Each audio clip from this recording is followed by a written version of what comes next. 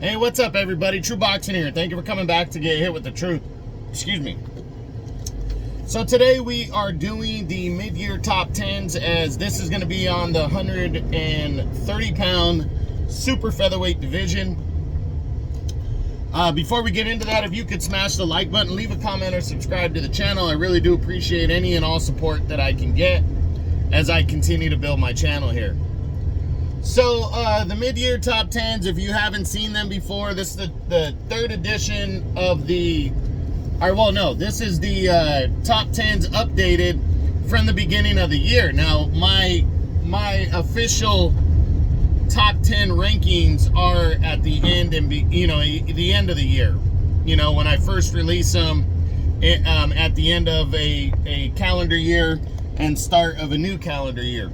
Those are my official ones. These ones are to kind of tell you where I got everybody, kind of give you a gauge to where we're going to get towards the end of the year. Everything's updated the way I feel. And I give a little love. It doesn't have to be 10. It could be,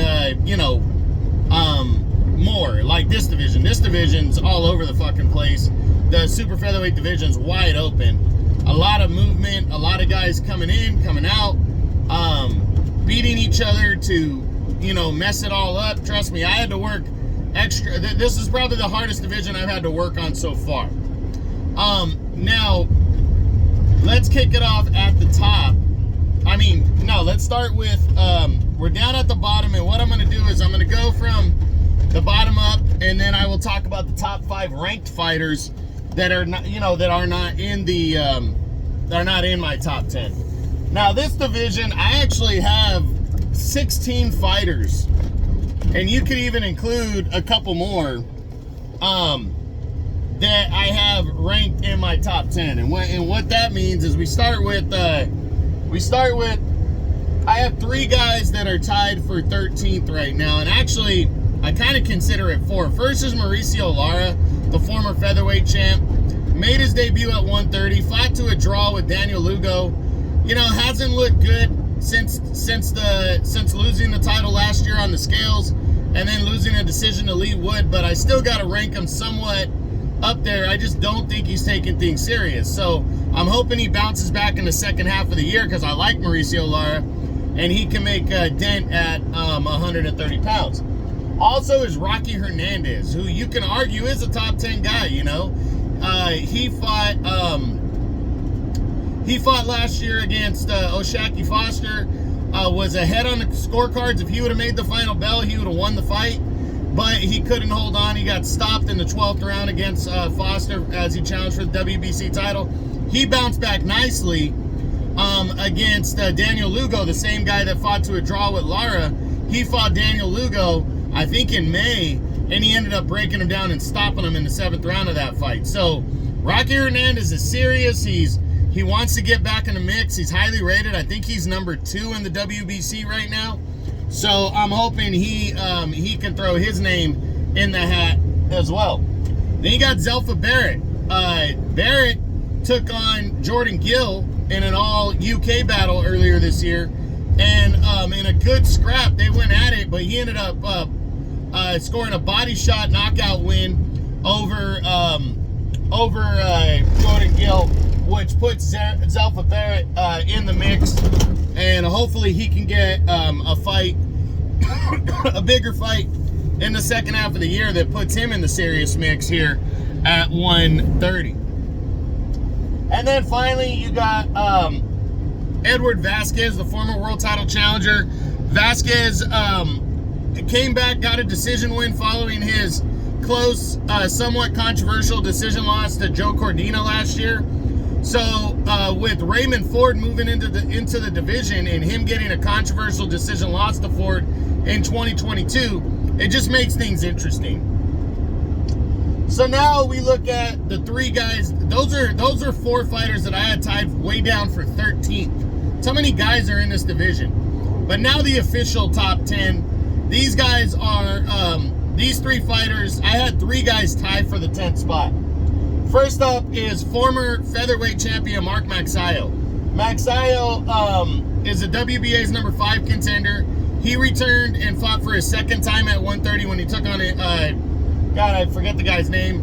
I think, and anyways, it was a veteran fighter that he fought. He knocked him out, and got a one-sided decision win on the June 15th Amazon prelim card, and he just looked good. So Magsayo is moving his way back up. I want to see him get back into the mix of things. So I'm really hoping we see Magsayo back in a bigger fight in the second half of the year. Maybe some kind of an eliminator. Also tied for 10th is former IBF champion Shavkat Rakhimov. Rakhimov entered the year coming off that close decision loss to Joe Cordina last year where he lost the title. It was his only defeat. He got thrown back in an IBF mandatory fight against Eduardo Nunez. And he was in the fight. It was a good fight, but he couldn't keep Nunez off of him. And Nunez eventually wore him down and stopped Rakhimov, I believe, in the 11th round. And now Rakhimov has consecutive losses. Not sure how he's going to bounce back from that. With Joe Cordina leaving the division by the end of the year, Rakhimov could find himself dropping out if other guys do better and move back in. That close decision loss to Cordina, his victory over Zelfa Barrett has merit right now that's keeping him in the mix, but this division's open and Rakhimov could be looking at dropping out if he doesn't come back and get something significant before the end of the year. And then also tied with him for 10th is another guy coming off back-to-back loss. That is former WBA champion Hector Luis Garcia. Garcia has not fought yet this year. He's still not ranked by he's not ranked by any of the governing bodies. We're not sure if he's moving back to lightweight or if he's staying here at junior lightweight. I hope he makes a decision soon and comes back because I like Hector Luis Garcia, and I really believe he got not robbed, but robbed in the sense of that was a bogus knockdown that Lamont Roach scored against him last year, and the fight would have been scored a draw, and he'd still be the WBA champion if that didn't happen. That's how close that fight was. He lost by 1 point, and that knockdown really hurt him, and it shouldn't have been a knockdown because it was behind the head, and it was clearly behind the head. So I really wish something could be done about that because that really isn't right at the end of the day. So that's the three guys that tied for number 10. Magsayo previously was number 9, so he drops one spot. Rakhimov was number 5. He drops 5 spots. And then Hector Luis Garcia was number 7, so he drops 3 spots, all tied for 10. Now sitting at number 9 is undefeated contender Andres Cortez. This guy surprised the shit out of me. He came out of nowhere. He has 2 big wins already this year. Last year he had a nice win over former contender, fringe contender Xavier Martinez. And then he returned. It was a stoppage win. Then he returned this year and took on Brian Chevalier, who was a highly ranked fighter, and he knocked him out, or he stopped him. But the biggest win came in June, and I totally missed this fight. I admit it. I wish I would have paid more attention to that fight card.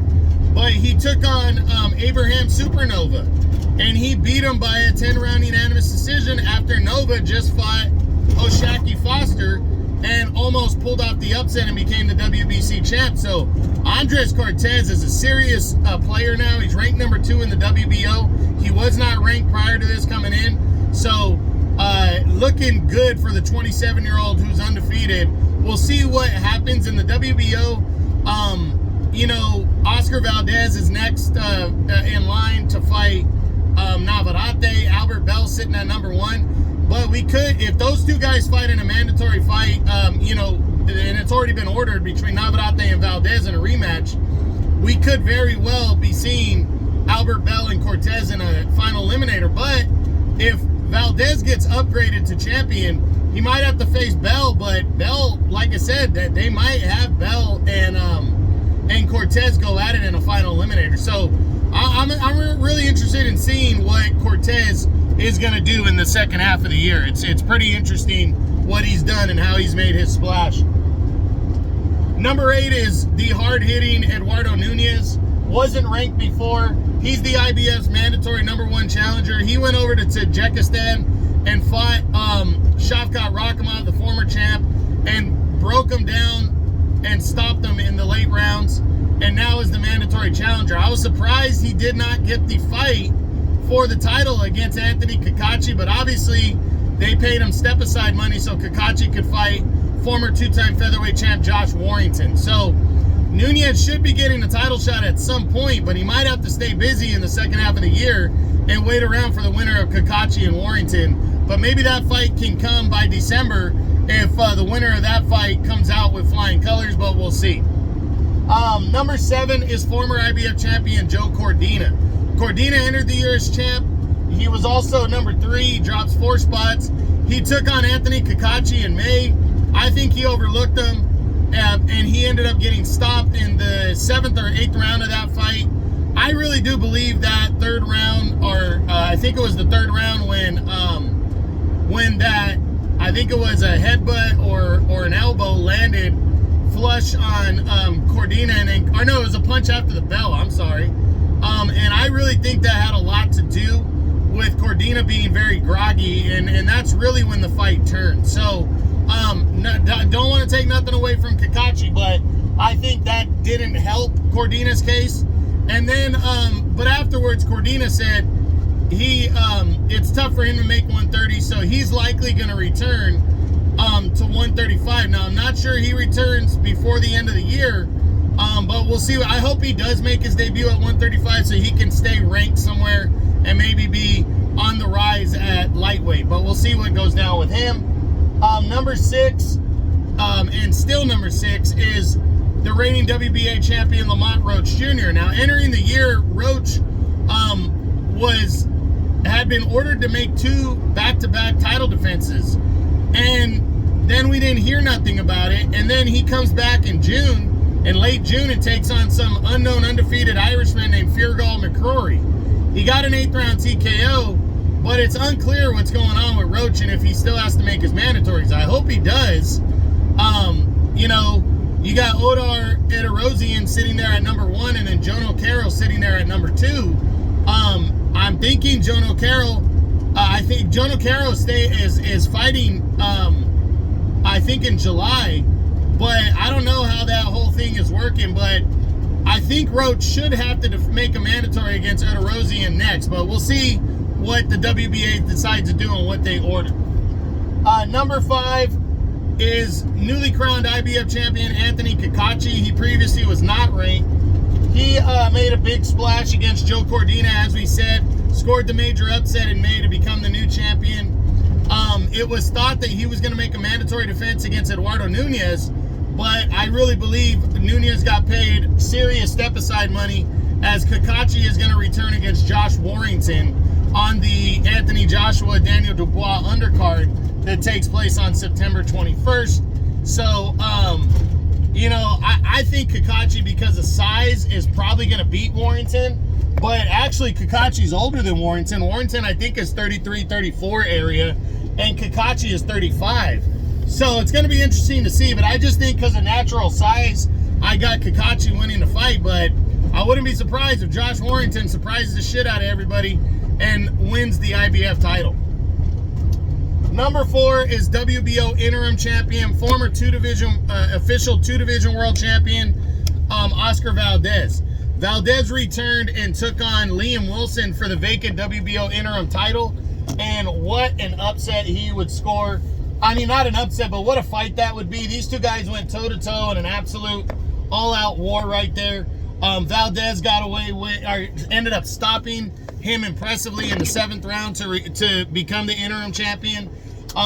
He's since then been ordered to fight WBO champion Emmanuel Navarrete in a rematch, but we don't know if the fight's going to take place because we don't know if Navarrete is returning to 130 following his loss at lightweight or if he's going to stay at lightweight.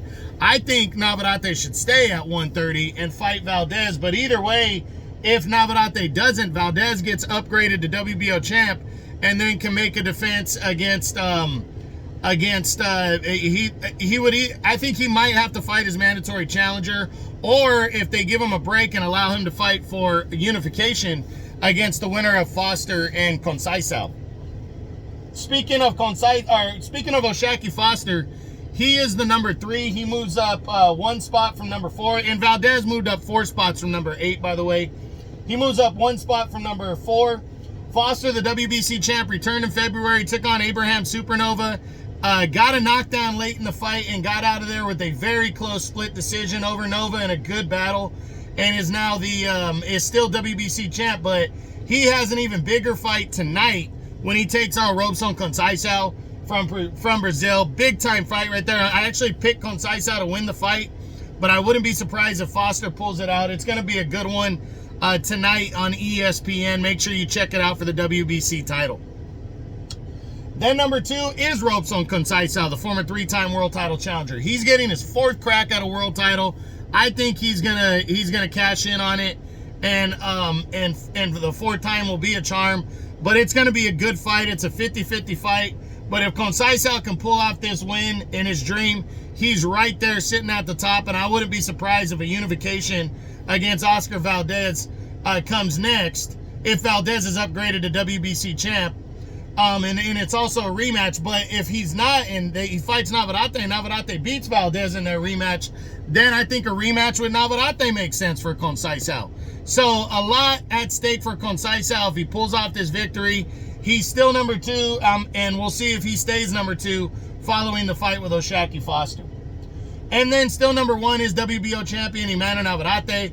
Navarrete moved up to lightweight and took on Denis Beriancek in May as he challenged for the vacant WBO title. He came up short, losing a decision to Beriancek.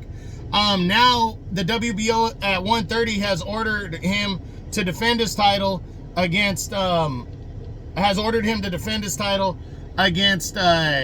against Oscar Valdez in a rematch, who's his WBO interim champ.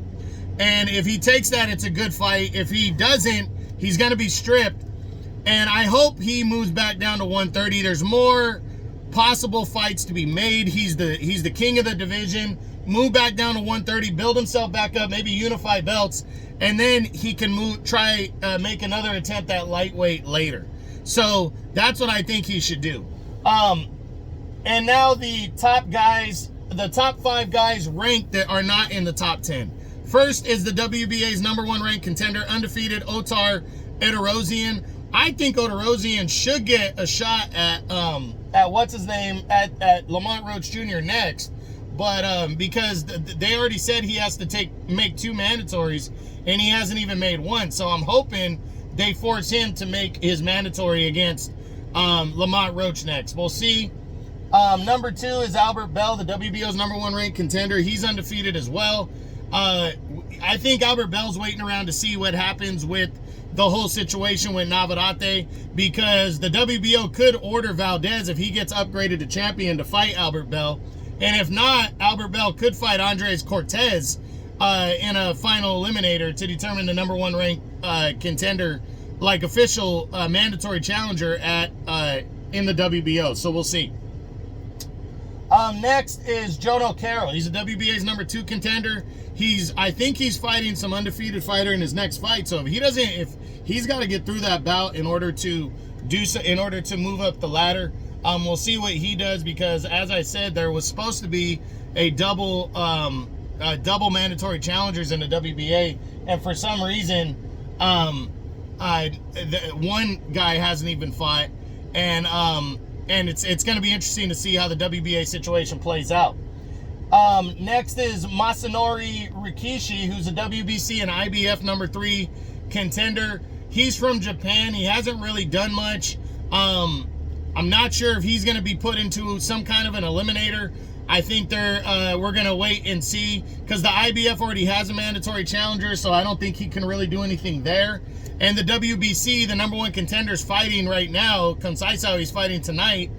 Maybe they enforce the number 2 challenger, Rocky Hernandez, to fight Masanori Rikishi next. And the winner is the next mandatory challenger. So that could be what's going down there. And then lastly, it's Lee Wood, the former 2-time featherweight champ. He's the WBA's number 3 challenger. I'm not sure if Wood's going to get a crack at that or not. He was supposed to fight Warrington.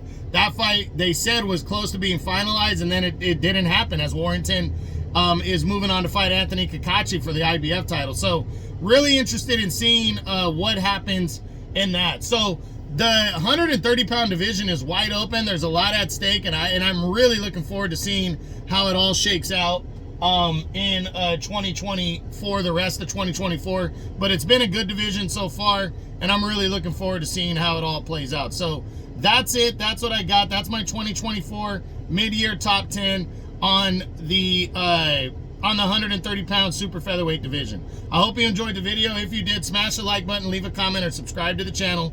I appreciate any and all support. This is True Boxing. You've been hit with the truth.